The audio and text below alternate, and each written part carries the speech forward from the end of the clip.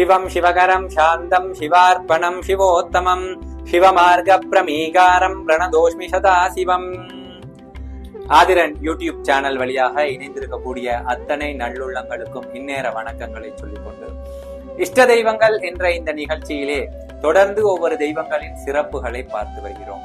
அந்த அடிப்படையிலே கடந்த காணொளியில் யார் பரம்பொருள் என்று ஈசனுடைய பெருமைகளை பார்த்தோம். அதனுடைய ஒரு தொடர்ச்சியான காணொளியே இது. இறைவனுடைய புகழை பாடுவதற்கு நாம் ஒரு காணொளி போதாதே என்று சொல்லியிருந்தோம்.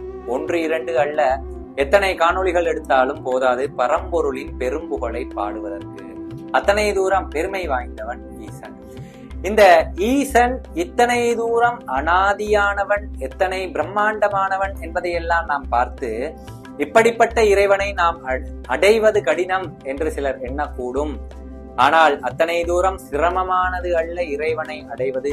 உண்மையான அன்பும் காதலும் பக்தியும் நாம் இறைவன் மீது கொண்டாலே போதும் என்று கடந்த பதிவிலே நாம் சொல்லியிருந்தோம். அதற்கு அழகான உதாரணம் இந்த 63 நாயன்மார்களிலே கண்ணப்ப நாயனாருடைய ஒரு வரலாறு.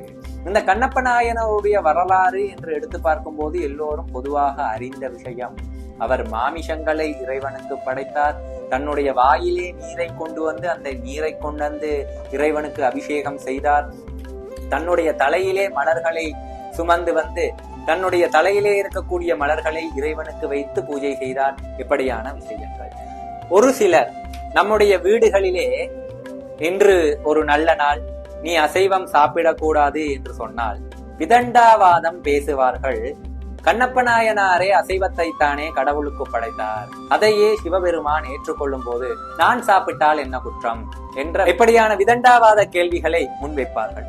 ஆனால் அவர்களிடத்திலே கண்ணப்ப நாயனார் கண்ணை கொடுத்தார், நீ கொடுப்பாயா என்று கேட்டால் அமைதியாகி விடுவார்கள். கண்ணப்ப நாயனாருடைய மிகப்பெரிய சிறப்பு கண்ணை கொடுத்தார் என்று நாம் அறிந்த விஷயம். ஆனால் யோசித்து பார்க்க வேண்டிய இதில் ஆழமாக இருக்கக்கூடிய பொருள், அவர் மனதிலே இறைவன் மீது காதல் கொண்டார், இறைவன் மீது அலாதியான பக்தி கொண்டார். அவருக்கு இந்த சாஸ்திரங்கள் தெரியாது, சம்பிரதாயங்கள் தெரியாது, ஆகம வழிபாட்டு முறைகள் தெரியாது, அவர் வேதங்களும் கற்கவில்லை, அவருக்கு எப்படி பூஜை செய்ய வேண்டும் என்று எந்த விஷயமுமே தெரியாது. ஆனால் அவருக்கு தெரிந்தது இறைவனுக்கு பூக்கள் சாற்ற வேண்டும், அது அவருக்கு விருப்பம். இறைவனை அபிஷேகம் செய்ய வேண்டும், அது இறைவனுக்கு பிடிக்கும். இறைவனுக்கு உணவு படைக்க வேண்டும், அது சிறப்பானது என்பது மட்டும்தான் கண்ணப்ப நாயனாருக்கு தெரியும். ஆகையினாலே தான் தெரிந்த விஷயங்களை தன்னுடைய முறையிலே பக்தி பூர்வமாக செய்தார் என்பதே அங்கு உள்ள விஷயம். ஆக இறைவன் மீது நாம் பக்தி கொள்ளுவதற்கு கண்ணப்ப நாயனாரை போல ஒரு சிறந்த உதாரணம் வேறு கிடையாது.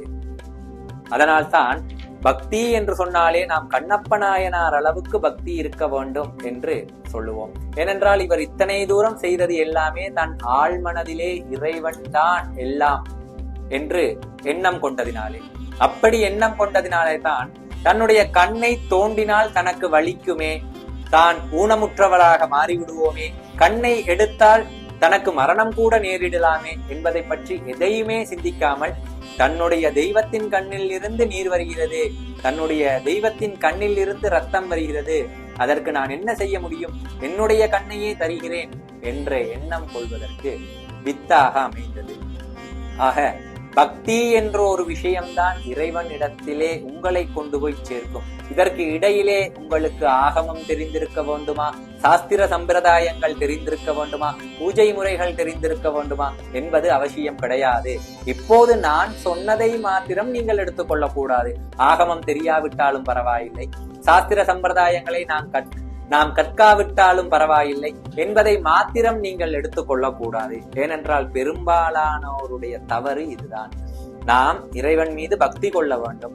இறைவன் மீது பக்தி கொண்டால் இறைவனுக்கு எவ்விதம் பூஜை செய்ய வேண்டும் என்ற நுணுக்கங்களையும் நாம் தேடி படிப்போம். இது இயல்பாகவே நமக்கு ஏற்படக்கூடிய ஒரு நல்ல பழக்க வழக்கம்.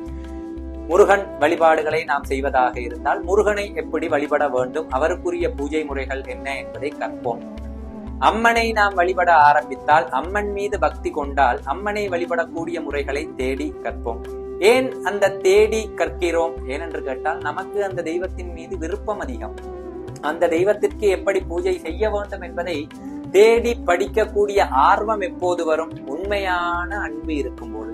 ஏன் கண்ணப்ப நாயனார் செய்யவில்லை என்று கேட்டால், அவர் வேடுவர் என்பதினாலே எவரும் சொல்லிக் கொடுக்கவும் இல்லை, அவருக்கு கேட்டு படிக்கக்கூடிய சந்தர்ப்பங்களும் இல்லை. எல்லோருக்கும் இப்போது அப்படி கிடையாது. எல்லோருக்கும் நாம் இறைவனுக்கு செய்ய வேண்டிய முறைகளை அறியக்கூடிய அழகான வாய்ப்புகள் தாராளமாக கொட்டி கிடக்கிறது இப்போது. ஆக இந்த பக்தி என்பதுதான் இறைவனை நாம் அடைவதற்கு மிகப்பெரிய பரம்பொருளாக இருக்கக்கூடிய ஈசன் அந்த கண்ணப்ப நாயனார் வாயிலிருந்து வந்த நீரை தீர்த்தமாக பருகி கொண்டார்.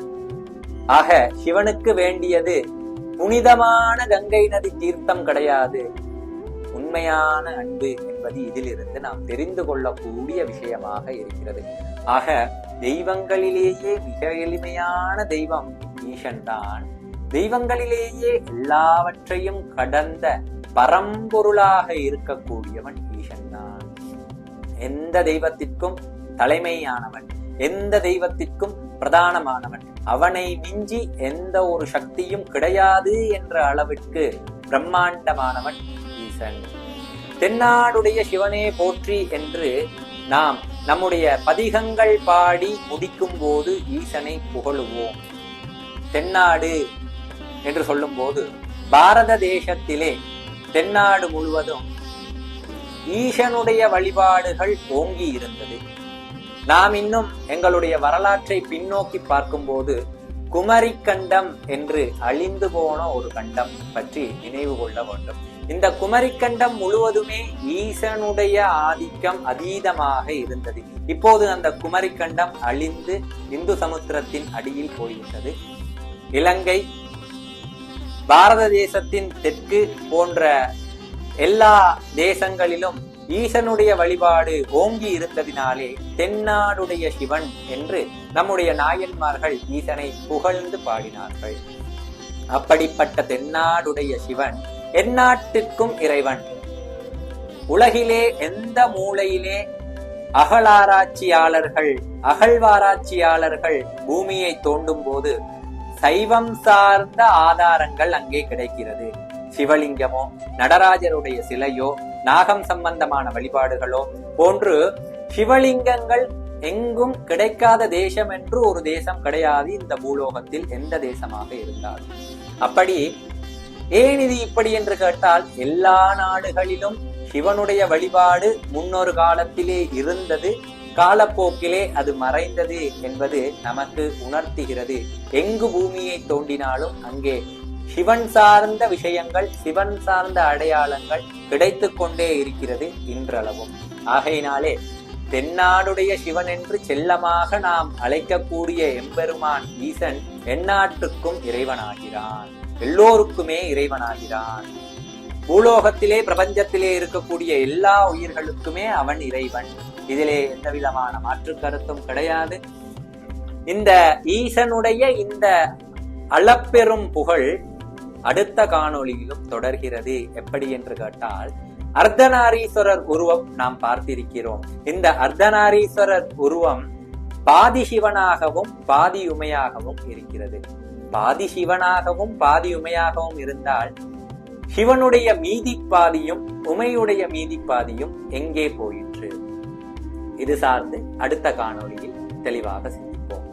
வேல் பிராண்ட் எனும் பெயரிலே தூய தரமான கற்பூரங்களையும் கப்சாம்பிராணிகளையும் நமக்காக வழங்கி கொண்டிருக்கக்கூடிய ஆதிரன் நிறுவனத்தினருடைய பரிபூரண ஒத்துழைப்போடு இது போன்ற ஆன்மீக தகவல்களை உங்களோடு பகிர்ந்து கொள்ளும் நான் நெடுந்தீவு சிவஸ்ரீ பத்மநாத சனக்குமார சிவாச்சாரியார், பத்ம பங்கஜ ஜோதிட நிலையம்.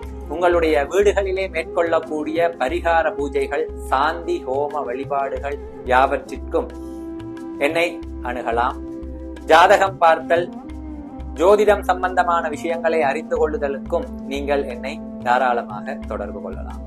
தொடர்ந்து இது போன்ற ஆன்மீக அரிய தகவல்களை நீங்கள் அறிந்து கொள்ள ஆதிரன் யூடியூப் சேனலை சப்ஸ்கிரைப் செய்து வைத்துக் கொள்வதோடு ஆதிரன் சமூக வலைதளங்களையும் ஃபாலோ செய்து வைத்துக் கொள்வதன் மூலமாக நீங்கள் அறியாத பல தகவல்களை அறிந்து கொள்ள முடியும். நீங்களும் பலன் பெற்று பிறரும் பலனடைவதற்கு காணொளிகளை பகிருங்கள். ஓம் நம பார்வதீபதையே. ஹர ஹர மகாதேவா. வேல்